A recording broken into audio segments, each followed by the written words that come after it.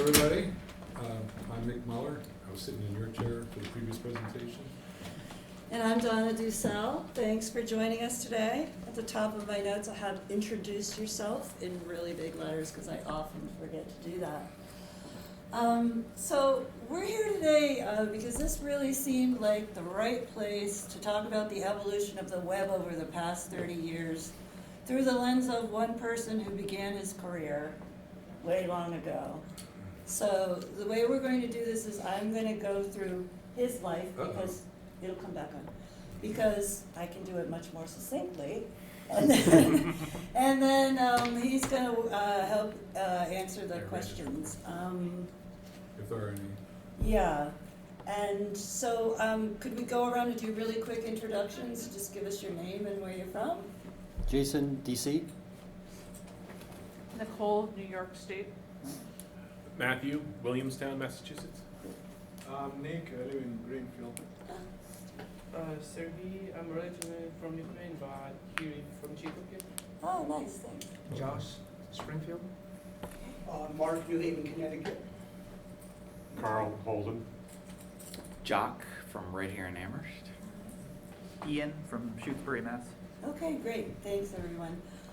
Yeah, we live in Greenfield. So we're going to start in the past and then take a look at the present and have a discussion about the future. So by way of introduction, we begin with a story of a nerdy kid. I'm like 12. So Mick got his start in computer programming as a freshman in high school, and that was back in 1977 when he was walking by the physics lab at lunchtime. He heard somebody laughing. He went in and saw one of his friends coding a Commodore PET with what was basically a Hello World script, except it was profanity, not Hello World. Line 1, print that. Line 2, go to line 1, run. And he's like, ah! So then 10 years later, in 87, he worked programming LED signs, and that was his day job for many years. In 1992 to 1995, he hosted a BBS, bulletin board service, out of his home, probably your parents' basement, as a side gig. My basement. You got a satellite dish, 4 modems with dedicated cascading phone lines, and at its height, he had about 200 customers. These early level chat rooms resulted in at least one marriage that we know of. Then in 95, the World Wide Web came along, and there was some pivoting that happened. He began scripting websites in HTML as his new side gig. There it is. And then in 1999, he moved to Western Massachusetts, Montague precisely, and started MontagueMA.net. It was a community corkboard, pre-millennium version kind of Facebook, Nextdoor, things that you see. Facebook came along and, which is kind of part of our story here. I tried to recreate the BBS experience, but having places that people could type that was local as opposed to... Yeah, it was an interface where people could find out about news, have discussions, post things for sale. It was really quite popular. And what would you say your... We had 2,000 page views a day at its height in like 2003 or 4, and I was told that everyone in town hall in Montague would come in, fire up their computer, get a cup of coffee, sit down, and then read all the posts on the site. So it was like the whole town, everybody was. I was like, wow.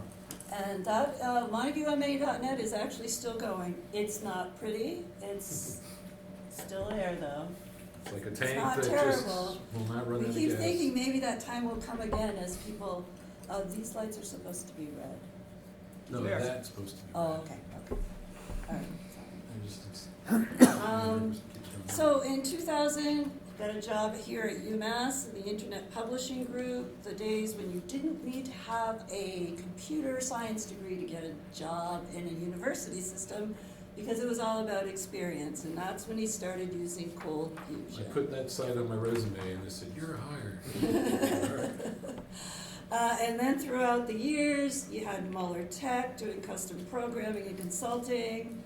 In 2007, Montague WebWorks was officially established using the Rocket Fusion platform.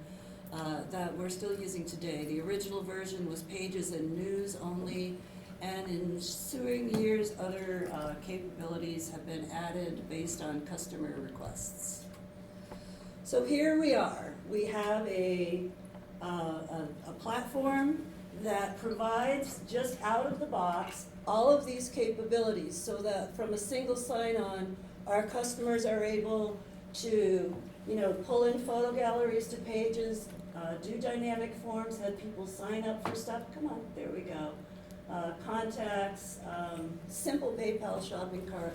I don't have to read the whole thing to you. We've also created some premium modules.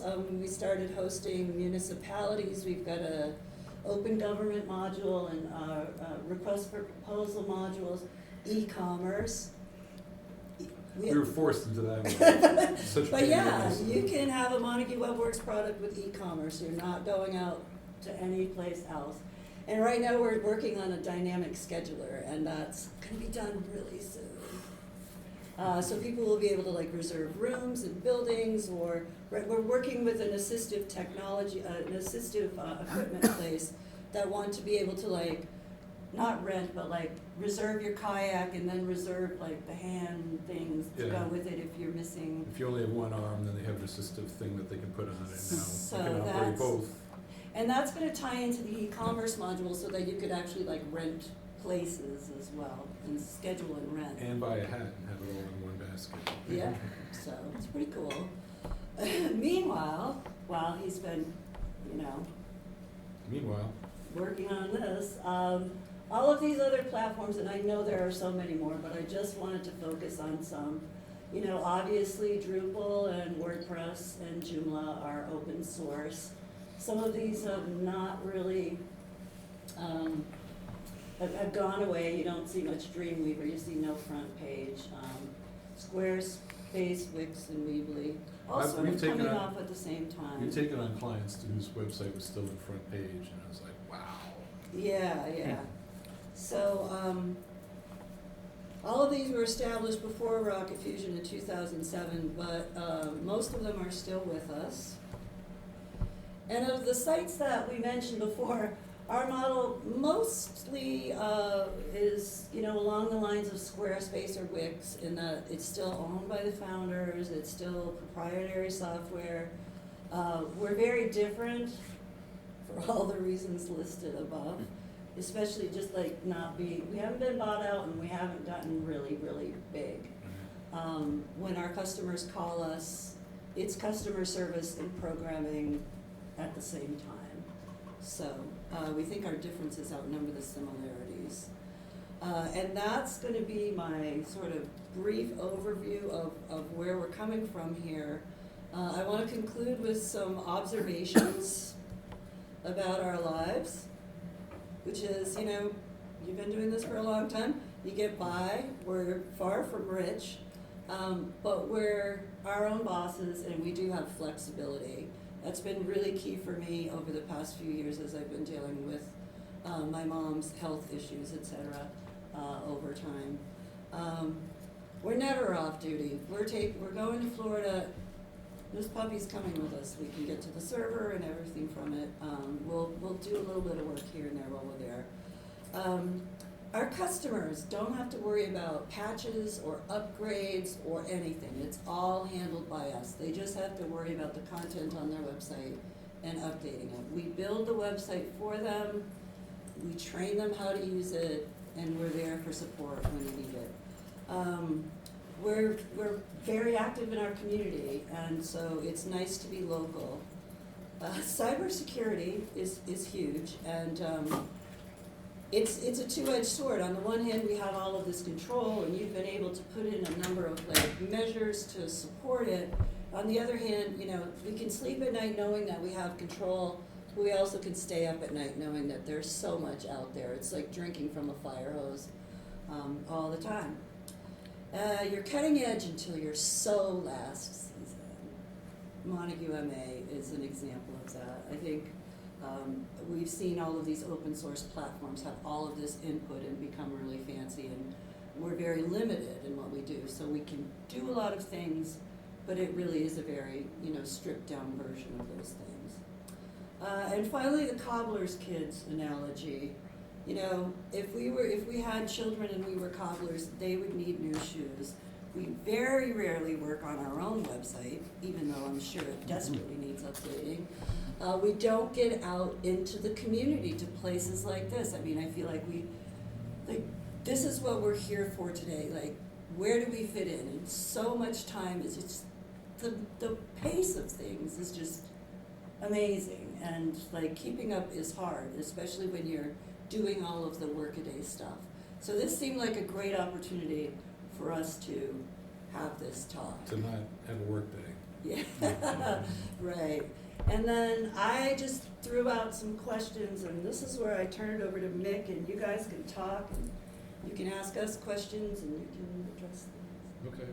Take Good. I'm on the spot now. I think our greatest value is, you know, you have word of mouth.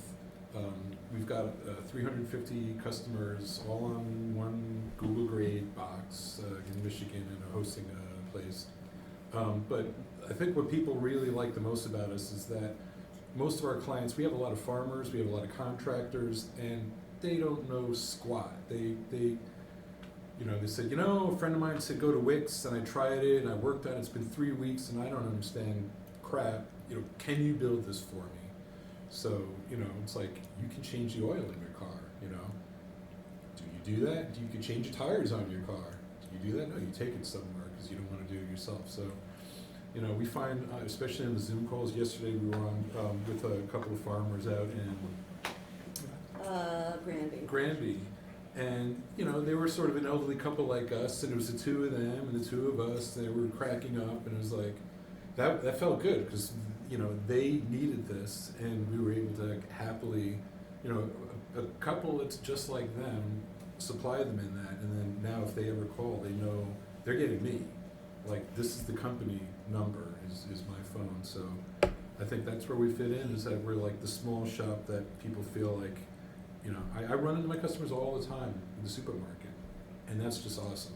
They'll come up and say, oh, I tried to do this. It's like, did you try that? Oh, you know, and I don't mind, because it's good to be seen out, and, you know, you never want to be walking down the street and you see people like crossing the street. Like, you know. So, but we are also, you know, we're not getting any younger, and we're thinking about our succession plan. Yeah, I know. I don't think that Google's going to come along and buy us anytime soon.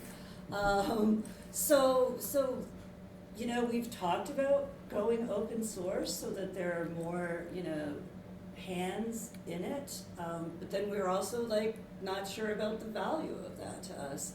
And, you know, that's why we're sort of like bringing it out here to you folks to talk about. Like, we're not sure where we fit in the future. It's cool to be small and local and have your own thing, but then there's also like some downsides to it, you know? So, and then you can also feel free to ask technical questions, right? So, you know, as I said, I want this to be a discussion, so please, yeah. So I'm going to start by empathizing.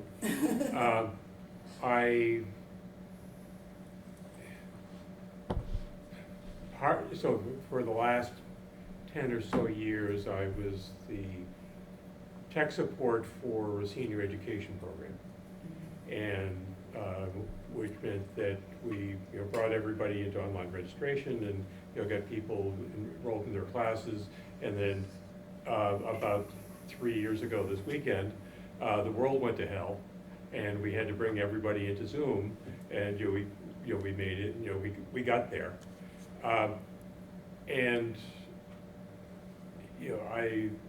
during that time, I was realizing that not only is it, I can see when there'll be a time when I can't do that kind of stuff, and I've also supported another dozen or so web services for mostly for nonprofits and friends.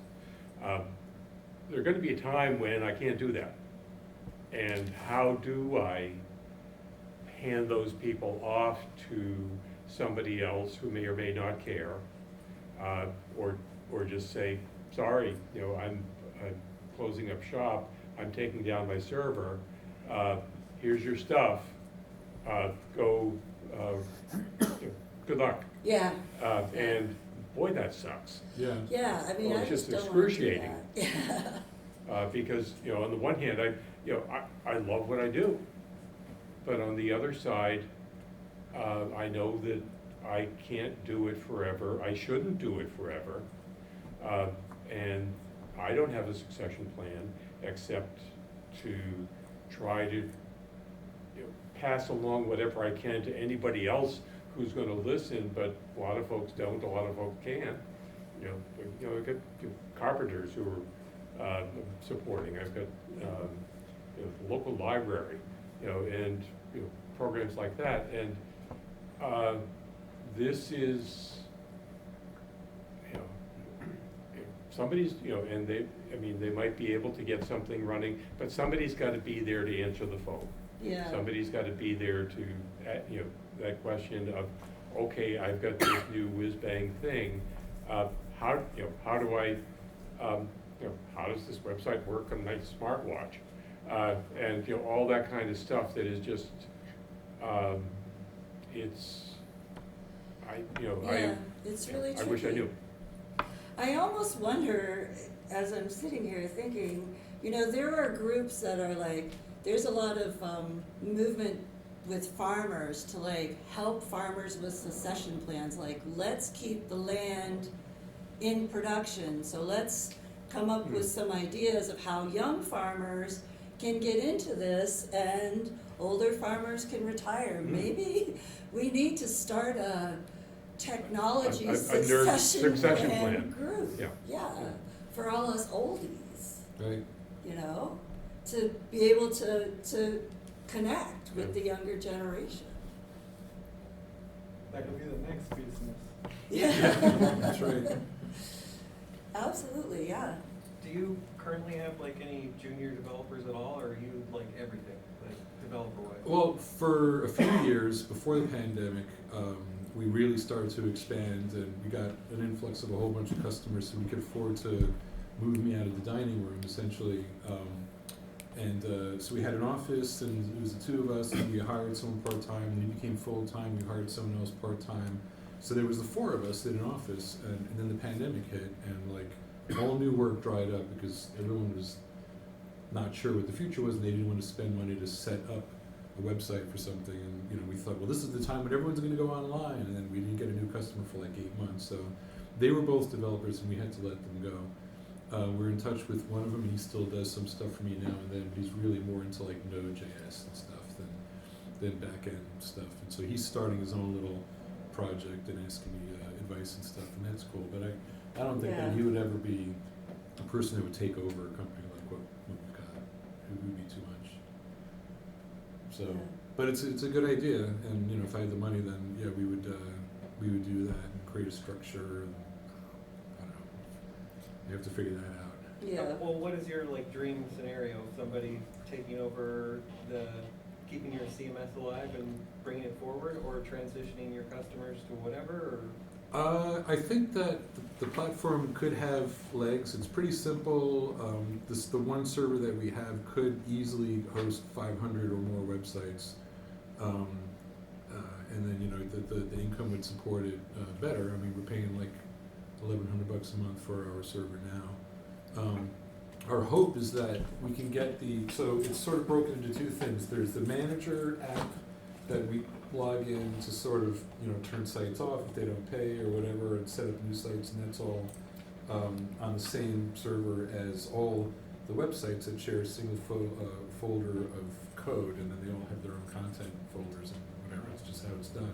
And my thought was that we could sell this product as a managed multiple, like the Elks, for instance. They have a lot of lodges, and if you ever thought about joining the Elks, and I'm a member, I don't go all the time, but all their websites are absolutely horrendous because they're built by the individual lodges, and they don't know what they're doing either. So some of them are still the page maker from, they're just terrible. And I was like, we could go to the National, for the Elks and the Masons, or any of these fraternal organizations, or like Tire Warehouse or smaller chains, and say, why don't you buy this, and then all of your websites can operate under the same method. They can all kind of look very similar. You can have one template and then change the colors or whatever.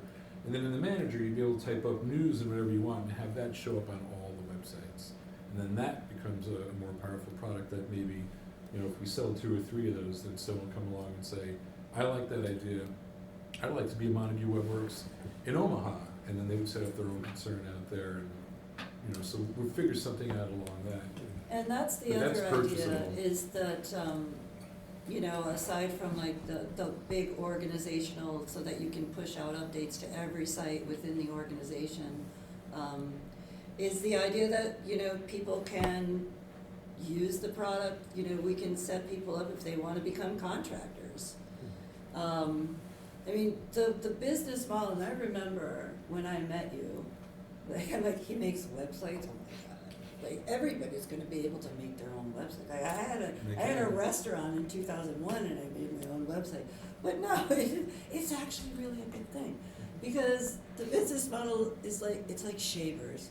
I love this analogy, it's your analogy, but I'm stealing it. You don't pay so much for the shaver, but the shaver only takes one kind of blade. So once you get the shaver, you're gonna have to keep buying the blades, and that's why the hosted solution is, you know, a saving grace. We're not just like making somebody a website and going away. I mean, the hosting is what keeps us alive from day to day. Yeah, when I first started, the model was set up a website on like GoDaddy, and then I get paid for making updates to your website. But I'm not getting the monthly thing. So if they're like, oh, I'm good, then you're done with that customer. Whereas if you host it, they have to keep paying you. So, and then you want to have as many cards in that deck. Yeah. So I have kind of probably a fundamental question. Because like, right, pandemic happened, we're all kind of, I don't know, holding pattern, right? But now we're emerging. So are you guys like actively like looking for and trying to get new clients, or are you like, okay, let's transition to a succession plan? Like, what mode are you in? We're kind of in both. I mean, we don't actively look for new clients. We have some regular advertising that we do in the Greenfield Recorder and the Bear Country radio station, just because we've had those relationships for so many years. But mostly clients come to us from word of mouth. I mean, we've been around long enough and we have enough in the local community, so we don't have to actively like seek work. But yeah, that's, you know, we're trying not to be too busy so we can work on that succession plan, Right. I guess. I don't know if that really answers your question. Well, like, I don't know. I mean, I've heard that it takes, you know, between 5 and 10 years to sell a business, like if you're going to. Yeah. So like the question is like, okay, if you're, I mean, obviously you'll start doing different things on your taxes because you do certain things on your taxes to make it look like you're not making a lot of money, right? But then when you're trying to sell, you have to sort of think of like, right? Yeah. So like you have to start like making pivots now if you're going to sell in the next 5 years. And I just yeah. kind of went through this with this guy and I ended up just letting it go. He wanted to retire and wanted me to buy his firm, but he was like, he wouldn't tell me his client names. He wouldn't let me on the server. And I talked to a lawyer and he's like, yeah, if this guy doesn't do what he says he's going to do, you have like absolutely no leg to stand on. Yeah. So I ended up bowing out. Yeah. So what I'm wondering is, like, as somebody who would potentially acquire a company, like how, you know, how does that work? And then like, do you charge your clients an initial setup fee and then you're charging them hosting? That's kind of like your revenue model? Yeah. Okay, and then like, if you haven't gotten any new clients in 5 years, that's what happened to this guy. He's like, yeah, I haven't talked to these clients in 7 years. So I'm like, cool. So I'm like buying a list of like 55 people who may or may not dislike you for some honestly like for 5 figures, and I'm like, yeah, I just really can't justify this. So anyway, just as the millennial who like would be coming in theoretically, just kind of thinking about that might be. Well, you make some really good points, you know, and we are an S Corp, and yes, we do like buy everything at the end of the year and try to lose money. Right. So the company loses money, but we're getting paid the whole time. Right, you know, we pay ourselves, but then, it's you know. losing money on us. Yeah, that's right. Right, but as someone coming in looking at 5 years of tax returns, it's like, okay, cool, so you want this, but you're making this. Like, you know, it looks, you know. But one of the things that I think could happen is if someone were to start their own little micro Montague WebWorks, obviously it would be their own company, and we could set them up and train them, and they get some customers, then they're on the platform and familiar with it, so that when it's time for us to hand it off, we can hand off those customers. And our customers don't, we're really concerned about our customers. We don't want to leave anybody high and dry. And we're not, this is not something that's going to happen tomorrow. We are in a long-term sort of planning phase, but, yeah. I have a question not about succession, but just about like your experience. Like it sounds like you serve a particular niche of customers, and so at this point you kind of know your niche. Like how do you avoid having conversations with customers or like getting too deep into relationships with customers where you know it's not a match? Like they're expecting something very different than what you offer. Like they either want something that's like much more elaborate or something just outside of your offerings. Like how do you figure out early on? I think we both can answer that. You can start.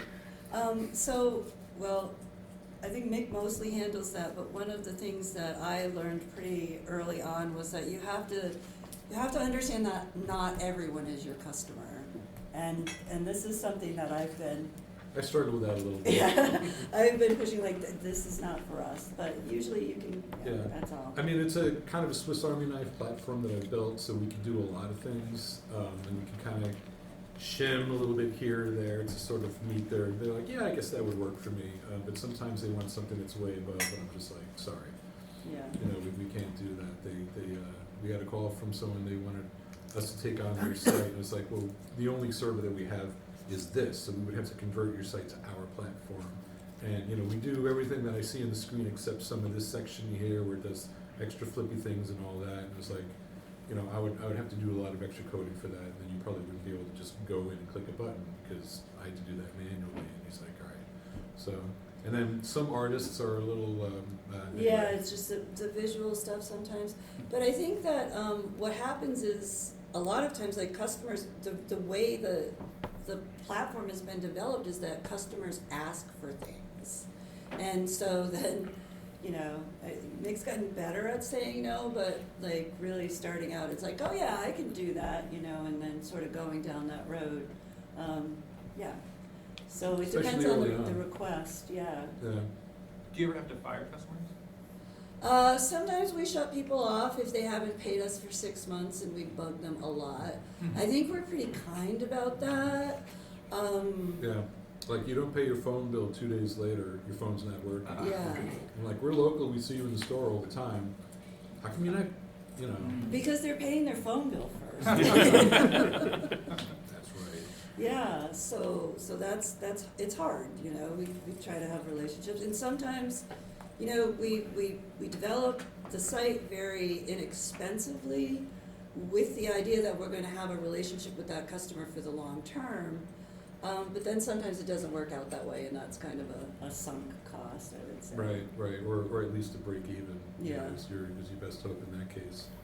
Where you spend a lot of time. I mean, we typically say about $1,000 to start, because we figure that, if they were to hand me a thumb drive, I can get the site done in like 4 hours.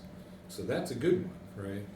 It almost never happens, and like 6 months later, like, I had one customer that demanded that I sign a contract with them, that it would be done within 3 months. 5 years, 2 months, and 2 weeks before she finally was like, okay. And I was like, this is on you, I'm sorry. We spent 3 months just on whether or not that orange line would be here or here. Well, doesn't it look so much better? I'm like, you don't know who's coming to your website. You think they care about that orange line? Yeah, sometimes there's some education that has to happen, because like really, what do you want a website to do? Do you want to like impress? You want to have all of the elements, but it's got to work. Ultimately you need to be able to find information, you need to know what you're going for, you need to be able to do what you need to do, so, I've also found early on a large argument was, I didn't get one customer, a radio station out in Orange, because he said, all your sites look the same, and I'm like, that's what websites look like. I'm sorry if you went down my customer list and saw out of 20, that 10 of them, their sites were almost identical except for different color and a different photo. No one else is doing that. the rest of the world comes to the website and says, oh, that's a good looking website, I can see what I'm looking for, it's right there, and my job is done. So, you know, some customers are like, I need something really unique. I'm like, no, you don't. I mean, Wikipedia really turned the web on its head, you know, when it came Yeah. out, because it was just white, black text, maybe a photo, but just all text that you can read, and it works really well on this. And I was like, this is what the world wants. I still love Craigslist. Craigslist, like, also looked Which is at- so came ugly, out but- before us. Oh, but it works It really so works. well. Yeah. The other thing is sometimes it's kind of embarrassing, and we have customers that we've had for over 10 years, Yeah. and they don't want to update their websites, and we're like, your website's kind of embarrassing to us. But they're like, it works for me, you know, I'm Yeah. fine. The oldest Yeah. website I had was from 2008, and it's still there. So when customers say, do you have any examples, like, you can go here and look, but if you see something that looks old, that's on them. You know? Like, I will upgrade their site for just $200, because all I have to do is change the layout, and boom, you know, what is it? Bootstrap? Bootstrap, you know, just takes Yeah. over, and thank God for Bootstrap. And they just don't want to do it. They're like, that's fine, it works. So Yeah. don't change your oil, that's fine. The joy of owning your own company. What time is it? Okay. Still Yeah. got 15 minutes. I think earlier you had mentioned Cold Fusion. Yes. Yeah. Is that what it's still running on? Still running on, yeah. That's so I was working at UMass, and they brought in Cold Fusion. We were all using Perl at the time, CGI scripts, and so I learned that, and I was like, this is easy. And you know, I'd been doing a couple of sites on the side since, you know, when I moved to Massachusetts. That's what I did, and so me and three of the other people that I was working with in our little IPG group created a side company called Rocket Fusion, because it was Cold Fusion and rockets. Rockets are everywhere now. Damn it! Why didn't I trademark that Till rocket? you're so last year. Yeah, exactly. They're just everywhere. It's like now it's Rocket Mortgage too.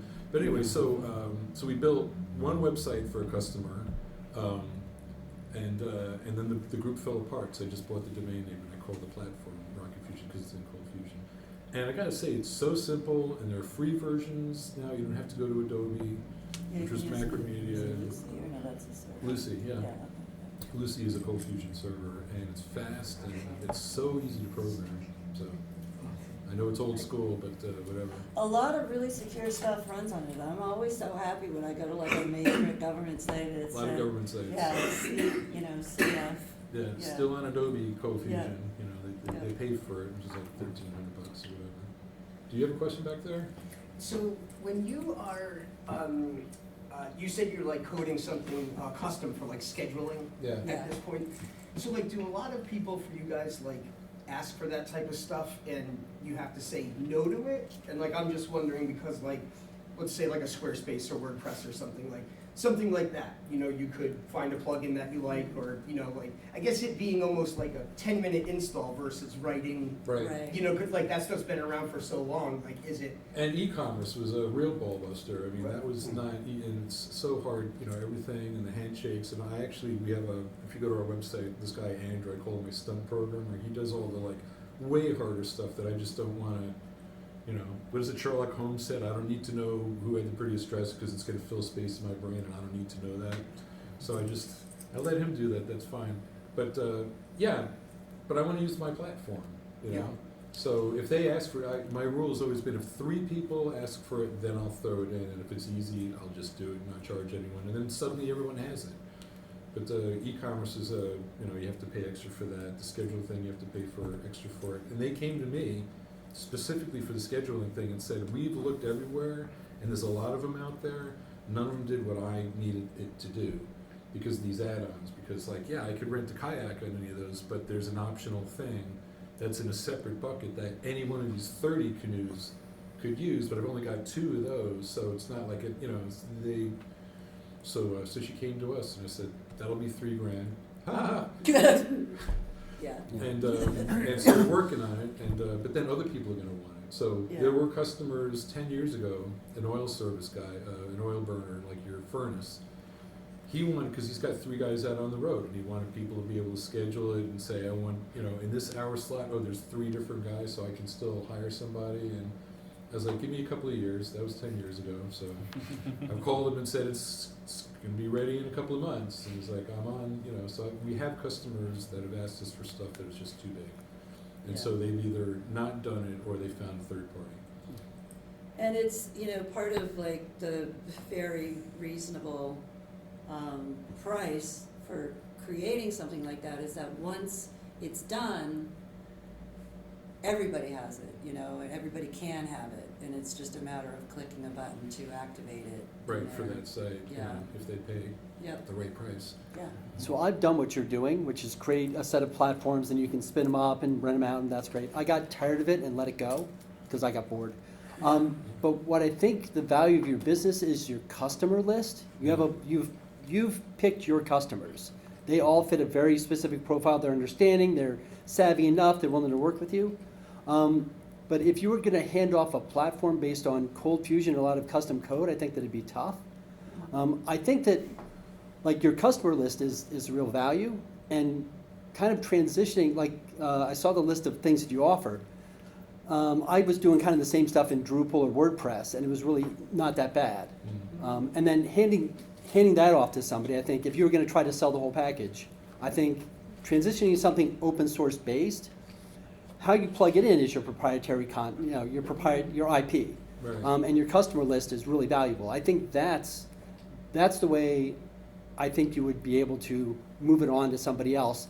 Keep your customers supported, and you can still be involved and help, and be the outward face or whatever level you want to be. I think that's the Right. better direction if you can give up the platform, which you may not be able to. It's hard. If they're I know. willing to buy the platform. Yeah. Yeah. Because when I'm selling it, I'm giving the whole thing up. I don't Yeah. really care what they do with it Sure. after the fact, Well, and also, I mean, as I mentioned earlier, we talked about making I care a little Rocket bit. Fusion open source Yeah. with the idea that then it could be improved. Yeah, know? except I'm really more of a scripter. I never really got into even object-oriented programming. So it's like if I put this out, people are going to start to critique it. Yeah. And I don't need that Yeah. backlash of like, dude, what are you doing? It runs fine. Yeah. It's up right now. Yeah. Interesting. So yeah, it's different, but it's working. And we're going to Florida. We can pay ourselves to Yeah. have cars and a house, and so. But I guess, when I thought about doing this presentation, part of it, like, not just like where do we as people in a company fit in, but like, where is the world going? Like, can somebody do this now? I mean, when you started, there was a lot less stuff out there, it just, the Squarespace and the Wix and the Weebly were much smaller. Can a young person starting in tech do this today? Is this replicable, or what happens? What do people want? I mean, it seems like people want to make a product and then sell it off for a bunch of money. I think that, I don't know, that's what I mean, it would be pretty hard, right? I mean, you look at Squarespace, like the back end is really nice, the designs are Yeah. really, I mean, if you're gonna go to compete versus that, you're gonna need huge Well, startup money and, Yeah. you know what I mean? Like, you're talking And the time for that mega was millions the just. time for that was 10 years ago. Right, If yeah, you when had it some first seed started money, out. hire some programmers and go in that Yeah. direction. That would be, it'd be So- hard, doable, but it'd Yeah. have to be pretty damn good. So where are we going? Yeah. Well, I mean, I've been working on something really custom. Basically, it sells gift certificates. Okay. Yeah. And so the proprietariness is that it like asks the right questions, because when you're selling a gift certificate, it's an open-ended amount of money. You're typically going to send it to somebody else. So like the whole platform it only does that. And my goal is to sell it to downtown organizations, chambers of commerce, because there are all these membership organizations and they're not making their members money. And so when my little thing comes due for $200 a year, I'm like, okay, am I going to renew this? Well, if they allow me to make money off the platform. So anyway, so I've taken a risk, and the reason I was like, all right, I developed a proprietary thing. I'm about ready to start trying to sell it. Now that we've gone through a second version of it, and I feel like it's good enough for someone else to look at. So yeah, No, that's my great. goal You're is not, to like, sell. going against Squarespace, you're not doing No, website but building my goal system. was like I've worked with a lot of these organizations, and I see like okay, this is something that's missing. They build a directory website. Great. Okay, cool. You click over. Oh, that website isn't even tracking how many clicks they're getting. So I built this very specific thing for a specific audience, and my goal is to sell 1 to 2 of them a month for the next 3 years. That's the goal. Yep. But we'll see. It might be Good luck. a Find colossal a need, waste of right? time. And It might then have been a colossal waste of time, but like it does a very specific thing that it would be very difficult to Yeah. make. I made WooCommerce do it for 5 years, Right. but it was Yeah. very convoluted back there. Yeah. Like I was like, I don't want to have anyone look at this because I have a name your own price thing injecting as a. I mean, it was, Yeah, and you know, Get out but of it control. technically worked. yeah, And it proved the concept that Right. this thing makes money, and I know about how much it makes, and blah blah blah. And so, That would be a great slogan for Woo in general. It technically works. But, well, you know, and that is very missing, and it's a really hard thing. You know, we have had customers ask us, why can't we sell open-ended gift certificates on it? We should talk. yeah, no, it's a series of issues. I get why people don't do it. Yeah. That's why I was like, well, what if I just made something that just did this, Mm. and that doesn't look like complete garbage. Right. So, So to answer your question about, we're not really going up against Squarespace. right, yeah, You know, Yeah. I mean, we're not hoping that they're gonna buy us because they're gonna be like, that, you know, Yeah. compared to No. what But they have. But we have a specific customer, they like the simplicity of it, they don't want, you know, you go to Photoshop now, like I still use Photoshop 7 from 1997, that's what I have on my computer because I need it to do 5 things for me, and that's it. You know, so you go in there now, and it's like, where the hell did the rotate button go? You know, so you set somebody in front of some of these platforms, and like, I don't even know where to start. All I want to do is this, and there's just too many other tools in my way. On the homepage of our website, one of our customers called us and said that they were set up with a WordPress site, and they were ready to throw themselves on the tracks, rather than log in and try and update their website. So now they come in, they log in, and there's a big red edit button right where they want to go, and they do it, and they're off to the races, and they don't care too much what the site looks like. It's more utilitarian for them. So that you know, our customer are the people that have simple needs and just want something that works and they can get in, go in and out and done. It's also like a small business thing, you know, I mean, rather than getting bought out or getting huge, like, why can't we have, Yeah. you know, it's almost like franchising, I guess, but like empower other small businesses, young people or whatever, to do this. I mean, we're not looking to necessarily sell it to get partnership. We're looking for people who want to do this kind of work and are willing to start out themselves, and we will help them, you know, get set up. But then the programming aspect, I mean, there's the company business model, and then there's also the programming aspect, which I think is the toughest nut to crack. Right. Well, And just to pick up on that point and what you said earlier about farmers getting together and helping each other do succession planning, to have, you know, organizations such as yours, because there are clusters of, you know, web services company that serve small communities, and, you know, do this kind of work, you know, and they, you know, they're located in, you know, maybe they're in Turner's Falls, maybe they're in, you know, Westfield, maybe they're, you know, all around Western Mass, and central, you know, Western Central Mass, and that building that community, you know, maybe, you know, and maybe, you know, Yeah. Nerd Summit is the vehicle for that. You know, Yeah. to be able to say, here, you know, here's a birds of a feather session Right. on, you know, this kind of thing, and, you know, and address some of these things, and perhaps even, maybe even leverage some sales of, you know, or partnerships, so that you can, you know, bring somebody along, and maybe they're not, you know, using, you know, Rocket Fusion, maybe they're doing it in Drupal, maybe they're doing it in, you know, goodness knows what is going to be on the scene, you know, maybe they're gonna Yeah. be writing in ChatGPT, you know, in, in a month and a half. Yeah. You know, we just don't know, you know, and I think that, you know, you mentioned about, you know, all the new tech that has come along, and you're using, you know, Photoshop 7, you know, the people coming in are going to be using, you know, the latest Adobe suites. They're gonna be using the latest development tools. And so they're gonna be pushing into areas that you don't have time to do because you've got a day job. Right, right. And it's interesting, I used to have a 1962 Chevy truck, and I thought, well, I mean, I could probably curl up in under the hood around the engine, and there was enough room. Yeah. So this should be really easy for somebody to fix, right? Yeah. Well, not in 2005, it's not, because they could fix my, you know, my 94 Volvo or whatever, but they could not fix my 62 Chevy. Yeah. What's a carburetor? Right. So it's like there are a lot of different, you know, in those clusters that you speak about, that, I mean, that's like the main reason we are here today, is to network and to find those birds of a feather, because we don't know of the other people that are doing what we're doing, you know? And that's, I mean, besides searching our competition, but like in, We have no competition. well, because we have this thing. I don't know if anybody does it. Like, does anybody else do this on their own platform? Well, yeah, they're probably using open source or whatever, and they have a thing going.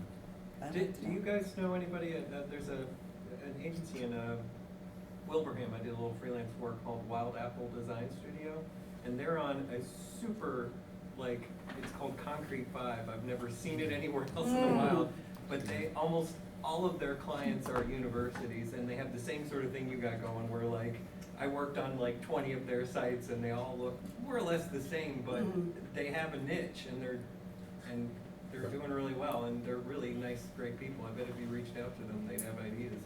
And that was, I'm sorry, I'm gonna put this on your notes. Wild Apple Design Studio, they use Concrete 5, and even uses less.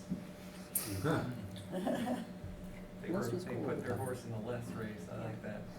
I looked at Typo 3 back before I started to, I was like, I'm just not liking anything that I see out there. So I was like, it's easy enough to just do the page ID and pull stuff out of a database, and here's a frame that I did in Dreamweaver, and I'm just popping them out. The needs weren't very big back then. Yeah, and I just want to throw something out there. If anyone's thinking about business succession, I mean, my dad died really suddenly, and we had a business to deal with as a family. At the Adirondack North Country Association, so if you go to adirondack.org, they're an economic development, I guess, group in the area that I live. And they did a bunch of programming about different kinds of succession, employee-owned cooperatives, apprenticeships, and different kinds of like, and they paid experts and they videotaped them and everything, and I think it's all available on their website if you want to look at kind of the different ways you could create a succession plan. Cool. Yeah. Check that out. Yeah. Adirondack what? Adirondack North Country Association, ANCA. Yeah, but the URL is adirondack.org. Okay. Yeah, and if you just, business succession, they have a whole series of, they spent a lot of money pulling that together. So I just realized we're out of time. I'm gonna thank everybody before I push the big red button. So thanks so you. much for joining us. I look forward to